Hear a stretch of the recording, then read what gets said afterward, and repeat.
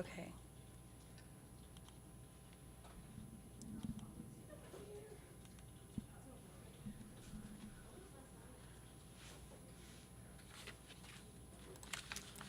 Thanks so much for being with us here on Atlanta News First Plus. I'm Joy Lim Nakron. I just wanted to invite on this afternoon a very special guest joining us, attorney Josh Schiffer, who I think you're familiar with. And we have Josh here today because we are keeping our eyes on a federal courthouse in Miami where the former president, Donald Trump, is expected to be arraigned on a 37-count indictment related to his alleged mishandling of classified documents.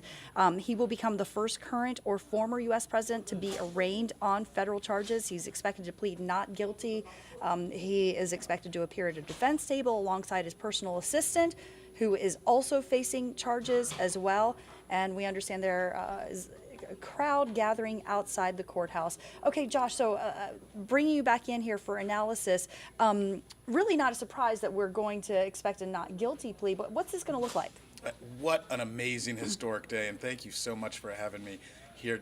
This is as exciting as it really gets. Unfortunately, as for action, we standing outside the courthouse and outside in public don't get to see very much. Federal court really is top secret compared to what we see in most state court prosecutions in the state court process. That's not specific to just this case. It's the entire federal system. It is extraordinarily rare, if not unheard of, for us to get access as parts of the community or the media into the federal court process. So you're not going to see photographs. You're not going to see any broadcast from inside the court itself. We're going to get maybe some transcripts, but more likely just some notes and live reporting on the process as it takes place, because this is a process built on machinery. The machinery of the court system is set up, input goes in, output comes out, and it's going to be the same every single time. We're going to see President Trump show up with his counsel. They're going to be coming through, I believe, a basement entrance into the court. They're going to go up to processing, where there will be some certain identification stuff that goes on. Make sure former President Trump really is former President Trump. I know there's some questions about whether there's even going to be a booking photo. It is the policy of that court to take a federal booking photo, a photo that is never, ever released. Those booking photos and mugshots that you see out there, almost always going to be from a state agency. We don't get to see the federal one. After that, President Trump's going to finish getting booked in. Then he's going to appear very briefly before an appointed magistrate. Federal magistrates serve almost as the day-to-day workaholics in the federal system. They're oftentimes tasked with taking care of these administrative processes so that the appointed Article III judges, the trial judges, people like that, they can handle the bigger sets of business as this goes on in the background.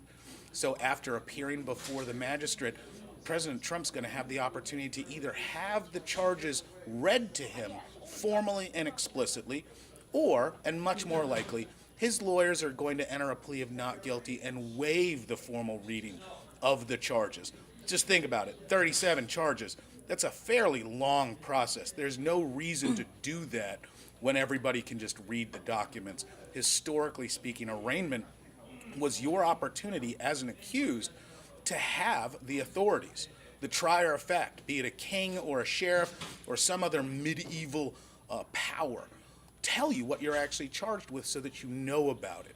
And prior to people being able to read, one of your rights in arraignment was actually having the charges read to you so that you would definitely understand it.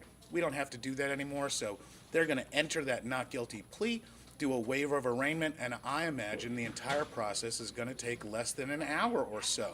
Then we know former President Trump is going to be heading back to one of his golf clubs, at which point we believe there's going to be a press conference later tonight, certainly talking about the process today. Yeah, and you talked about this decision that you think is going to be made to just forego the formal reading of the charges here. Is that something to meant to sort of avoid negative publicity? It's more an efficiency issue than anything else. Since it's a closed court, and there's not really the issue of a long, uncomfortable filming session like you can get sometimes in state court. And it's much more an operation of how do you smoothly process this big fat document, that document being the indictment. The indictment is a formal filing. It is the government specifically setting out the exact charges and the way in which the federal government is accusing someone of violating the law. That indictment takes a lot of time. As easy as they are to supposedly indict a piece of ham, the actual indictment itself is extraordinarily specific. There's a lot of regulations on it because you as a citizen have a right to be charged in perfect form as well as perfect substance. You have to be able to answer to the charges to defend yourself. So therefore, the charging agency has to do a very exacting job in specifically elocuting how the law was broken, what law was broken, and that nexus of actions, intent, everything that goes into a case in order to continue the case towards a trial.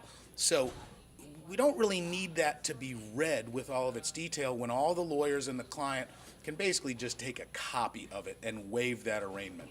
Sometimes you'll even see this process boiled down to just a form that you sign called a waiver of arraignment.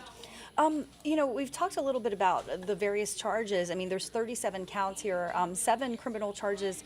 But I want to ask you a little bit about potential sentencing. I mean, of course, there has to be a trial and he has to be convicted, and then you can talk about sentencing and really have an idea of what that might be. But right now, it looks like there is potential violation under the Espionage Act, and my understanding is that would mean that 10 years, 10 years or so of prison would be potentially on the table. Is that right? Absolutely. Most people are aware but have not put a lot of thought into the sentence ranges that come with these allegations. If you added them all up together, I'd be willing to bet we're in the hundreds of years of potential service. A very prominent commentator today indicated that any sentence of jail could potentially be a terminal sentence due to the former president's age. And it would be regular for a judge to choose a sentence, in the middle or towards the bottom of the charging sentencing recommendations as set forth in the federal code. One of the things that people are going to be interested in is the difference between state sentencing and federal sentencing.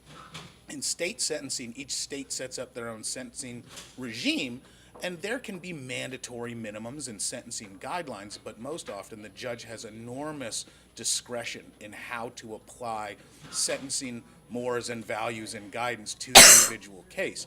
That's really different in federal court. Federal criminal practice is very much centered on the sentence calculation.